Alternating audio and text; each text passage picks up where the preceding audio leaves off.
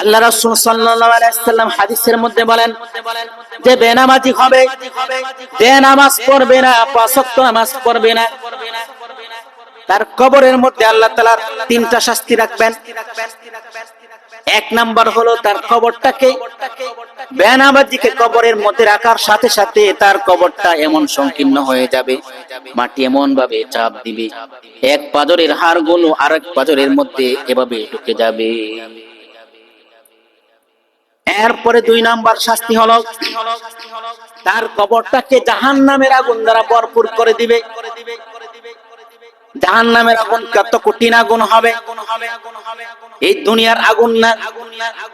হাদিসের মধ্যে আসছে এই দুনিয়ার আগুন জাহান্নামের আগুনের কাছ থেকে আল্লাহ তাআলার কাছে 70 বার পানা চাই, আল্লাহ আমি দুনিয়ার আগুনকে আপনি জাহান্নামের আগুনের সাথে মিশ্রিত করিয়েন না।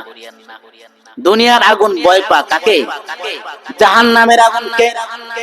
হাদিসের মধ্যে আসছে জাহান্নামের আগুন এত কঠিন হবে, দুনিয়ার আগুন শরীরের চামড়ার মধ্যে লাগার কারণে শরীরের চামড়ার মধ্যে ঠসা পড়ে যায়, চামড়াটা উঠে যায়।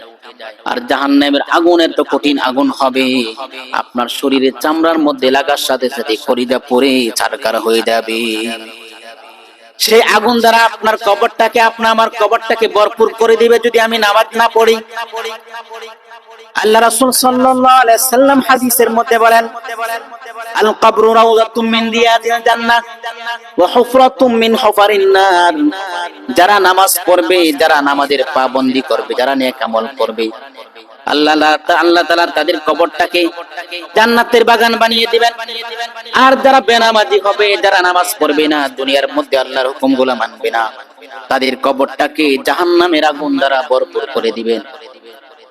দুনিয়ার মধ্যে যদি আপনার আমার ঘরের মধ্যে আগুন লাগে, তাহলে চিৎকার করার কারণে প্রতিবেশীরা বালতির মধ্যে, কলসের মধ্যে, বিভিন্ন পাত্রের মধ্যে পানি নিয়ে দৌড়ে আসে পানি আগুন নিবানোর জন্য।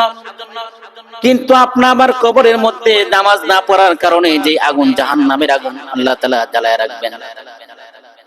এই জ্বালায় রাখার কারণে অনেক চিৎকার করবে, কিন্তু চিৎকারের কারণে এই আগুন কেউই নিভাইতে আসবে না। আজকে আমরা দুনিয়ার মহব্বতে পড়ে, সন্তানের মহব্বতে পড়ে, বিবির মহব্বতে পড়ে, পরিবারের মহব্বতে পড়ে নামাজ পড়তে পারি না। দোকানের মহব্বতের পরে, বিভিন্ন ব্যবসার মহব্বতের পরে আমরা কি করতে পারি না? নামাজ পড়তে পারি না। নামাজ যদি না পড়ি, 3 নম্বর যে আযাবটা কবরের মধ্যে আল্লাহ তাআলা দিবেন, আল্লাহ রাসূল সাল্লাল্লাহু আলাইহি ওয়াসাল্লাম হাদিসের মধ্যে বলেন ওই বেনামাজির কবরের মধ্যে এমন একটা বিষাক্ত সাপ আল্লাহ তাআলা নিযুক্ত করে দিবেন, এমন বিষাক্ত সাপ আল্লাহ তাআলা নিযুক্ত করে দেবেন। হাদিসের মধ্যে আল্লাহ রাসূল বলেন এই সাপ এত বিষাক্ত হবে, এই সাপ যদি দুনিয়ার জমিনের মধ্যে একটা শ্বাস ফেলতো, তাহলে তার বিষাক্তের কারণে জমিনের মধ্যে কোনো ঘাস হইতো না। সেই সাপকে আল্লাহ তাআলা বেনামাজির জন্য কবরের মধ্যে নিযুক্ত করে দিবেন। আর এই সাপটা কি করবে থাকবেন? বেনামাজিকে এরকম দংশন করতে থাকবেন।